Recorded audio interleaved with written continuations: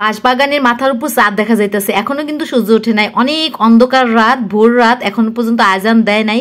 তো হ্যালো বন্ধুরা, সবাই কেমন আছেন? এই কনকনে শীতের মধ্যে নিশ্চয়ই ভালো আছেন। আমাদের জন্য দোয়া করেন। আমরা কিন্তু খেজুর গাছের রস খাইতে যাইতেছি এই অন্ধকার রাতে ঠান্ডার মধ্যে।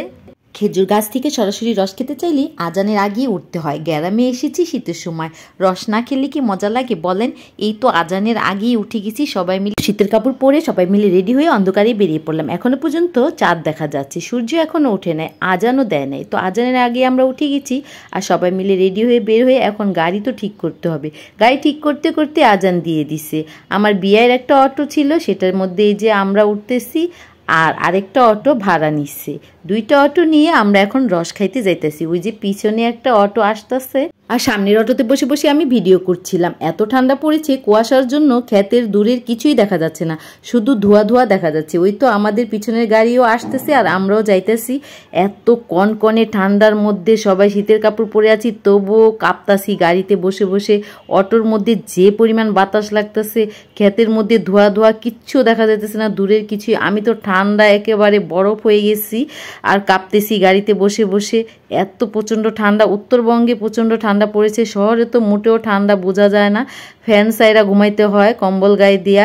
উত্তরবঙ্গে না আসলে আসলেই বুঝতে পারতাম না যে শীতের আমেজটা কিরকম লাগে। শহরে থেকে কি শীতের মজা বোঝা যায়? তো এই যে আমরা বলতে বলতে চলে এসেছি সবাই মিলে, যেখানে এই যে রস খাবো আমরা। এখানে প্রচুর খেজুর গাছ আছে, খেজুর গাছের ফাঁকে ফাঁকে কিন্তু অনেক তাল গাছও দেখা যাচ্ছে। এই তো সবাই মিলে এখন ক্ষেতের মধ্যে চলে যাচ্ছে ভিডিও করার জন্য। এই কনকনে ঠান্ডার মধ্যে এখানে ছোট ছোট গাছের মধ্যে হাড়ি পেতে রাখছে, নিচে দাঁড়িয়ে হাড়িটা ছোঁয়া যায়। আমার তো ইচ্ছে করছিল আমি নিজেই হাড়িটা নামিয়ে রস খেয়ে ফেলি। সবাই মিলে এখন ক্ষেতের মধ্যে হাঁটছে আর ভিডিও করছে। সবাই তো খেজুর গাছ দেখে একেবারে পাগল হয়ে গেছে, কখন খেজুর গাছ থেকে রসের হাঁড়িটা নামাবে আর খাবে। আমি তো রসের হাঁড়িটা একটু ছুঁয়ে দেখছিলাম, কি যে ভালো লাগছিল। আর ওনারা তো একেবারে পাগল হয়ে গেছে। দেখেন দুইজন দুই দিক দিয়ে একেবারে রসের হাঁড়ি আর খেজুর গাছের পুরো ভিডিও করতেছে। একেবারে রসের হাঁড়ি আর খেজুর গাছকে আজকে ভাইরাল বানিয়ে দিবে। এই তো ক্ষেতের মধ্যে এত সুন্দর মনোরম দৃশ্য, আসলেই এখানে না আসলে মিস করতাম।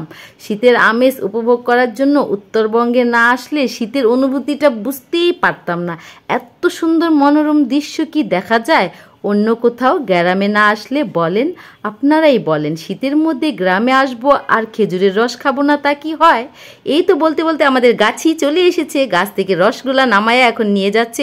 এখান থেকেই মনে হয় আমাদেরকে রস দিবে। তো আমিও গাছের পিছিয়ে পিছিয়ে চলে যাচ্ছি রস খাওয়ার জন্য। এই যে দেখতে পাচ্ছেন, এই তো চলে এলাম এই বাড়িতে রস খাওয়ার জন্য। কি সুন্দর একটা মুরগি আর বাচ্চা দুটো, কি সুন্দর। আমি ধরতে গেলেই আমাকে ঠুকুর দিতে তেড়ে এসেছে। ওরে বাবারি বাবা।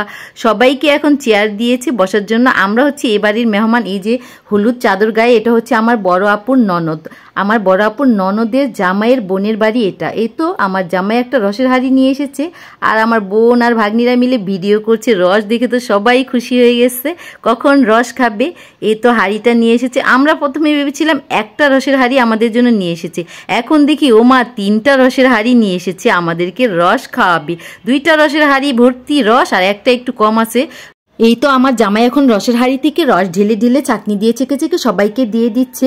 রসগুলো একটু ঘোলাটে ছিল তাই চাকনি দিয়ে ছেঁকে দিচ্ছে। রস কিন্তু ছেঁকেই খেতে হয়, অনেক ময়লা থাকে। এই রসের হাঁড়িগুলোতে নাকি চুন দিয়েছিল, চুন দিলে নাকি রস ভালো থাকে। আমার তো দেখে খেতে ইচ্ছে করছিল না। আগের বার রস খেয়েছিলাম, অনেক মজা ছিল, তবুও কি আর করা, রস দেখে তো লোভে সামলায় না। কয়েক গ্লাস খেয়ে ফেলেছি। সবাই মিলে রস খেয়ে তারপর কাঁপুনি উঠে গেছে। রস খাওয়ার আগে কিন্তু অতটাও ঠান্ডা লাগে নাই যতটা ঠান্ডা এখন লাগতেছে। ভিতর থেকে একেবারে খিচুনি দিয়া কাঁপুনি উঠে গেছে। তবে যাই হোক, আগের বারের রসটা কিন্তু অনেক মজা লাগছে। এবারের রসটা কিন্তু এতটা মজা লাগে নাই। তবে মজা লাগুক আর নাই লাগুক, রস তো খেয়েছি। সবাই মিলে এই কনকনে ঠান্ডার মধ্যে রস খেতে এসেছি, এটার মজাই তো আলাদা, তাই না বন্ধুরা? কি বলেন? এই তো সবাই মিলে রস খাচ্ছে আর রস খাওয়া শেষে এত সুন্দর একটা মনোরম দৃশ্য দেখে আমি ভিডিও না করে পারলাম না। এই তো হাঁসগুলো হেঁটে যাচ্ছে আর এত সুন্দর একটা সবেদা ফল গাছ নিচে থেকে আমি ধরতে পারছি। তবে আমাদের রস খাওয়ার ভিডিওটা আপনাদের কাছে কেমন লাগলো বন্ধুরা? ভালো লাগলে অবশ্যই একটা লাইক কমেন্ট শেয়ার করে দিন আর কষ্ট করে আমার পেজে ফলো দিতে ভুললেন না কিন্তু সবাই। আজ এই পর্যন্তই, ভালো থাকেন সবাই, আবার দেখা হবে।